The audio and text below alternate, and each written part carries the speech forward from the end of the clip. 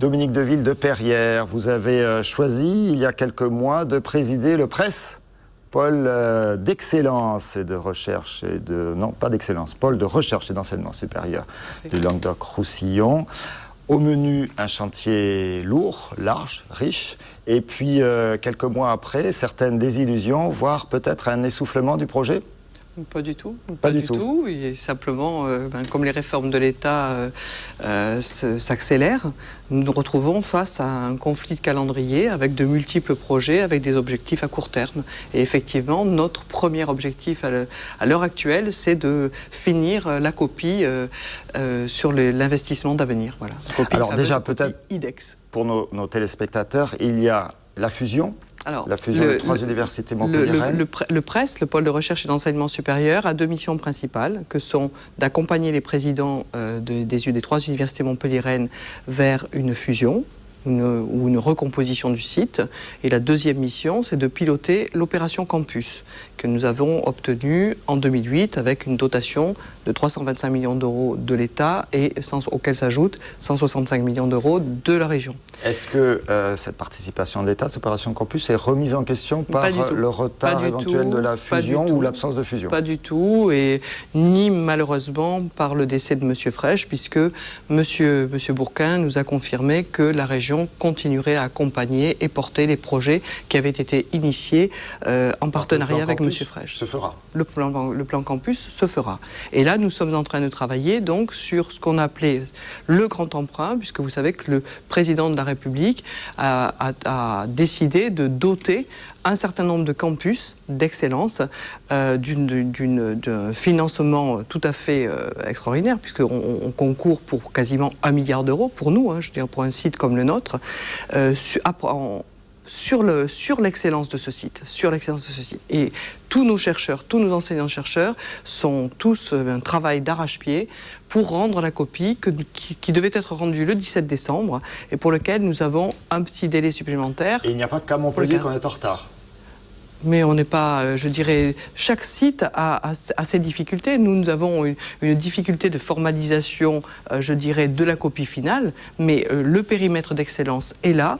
Et nous avons reçu, vous le savez, il y a très peu de temps, l'ensemble, le directeur de l'enseignement supérieur, le directeur de la recherche et l'innovation et les conseillers qui sont en charge de l'initiative d'excellence et qui nous ont félicités, qui ont félicité la communauté des chercheurs et des enseignants-chercheurs en disant qu'effectivement, l'excellence était là.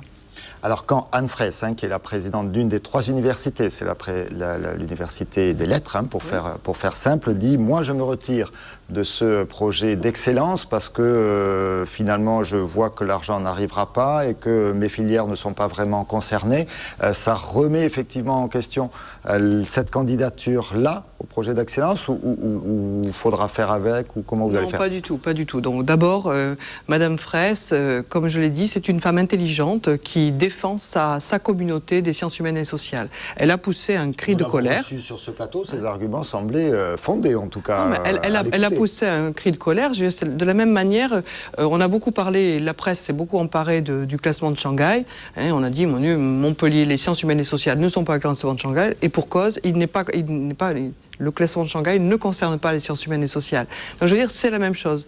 Dans le grand emprunt et les différents appels d'offres, effectivement, les sciences humaines et sociales ont du mal à trouver leur place, et c'est le coup de colère de Madame Fraisse de vouloir faire reconnaître effectivement la dynamique de son établissement, l'originalité de la copie. Bon, par contre, lorsque nous avons rencontré donc, la ministre vendredi, effectivement, la ministre avait l'impression, dans l'échange que nous avons eu avec elle à propos des sciences humaines et sociales, la ministre disait qu'il y avait peut-être un problème de communication. Je ne parle pas pour Madame Fraisse, un problème de communication de manière globale, parce que pour elle, dans son idée, il ne peut pas y avoir de site d'excellence sans les sciences humaines et sociales, et que pour elle, pour Madame la ministre, tous les sites, je dirais dans tous les sites, il y a la place pour les sciences humaines et sociales de concourir vers des laboratoires d'excellence, vers des équipements d'excellence. Et elle regrettait que certains sites ne se soient pas mobilisés dans un certain nombre de réponses, parce que peut-être il y a eu une mauvaise communication sur le sujet.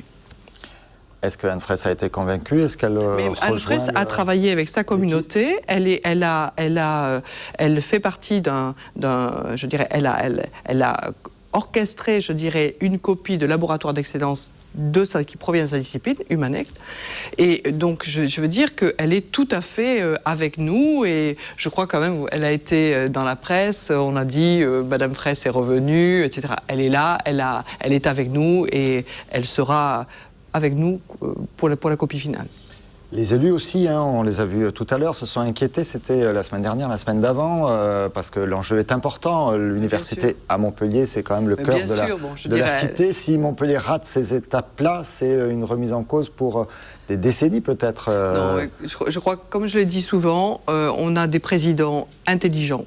Voilà. Donc effectivement, on ne peut pas rater le rendez-vous d'1 milliard d'euros qui ne nous engage pas nous, ça engage notre site, on engage notre ville, notre région et nos étudiants actuels et futurs pour 20, 40 années. Donc je veux dire, il est impensable que ceci ne marche pas. Voilà.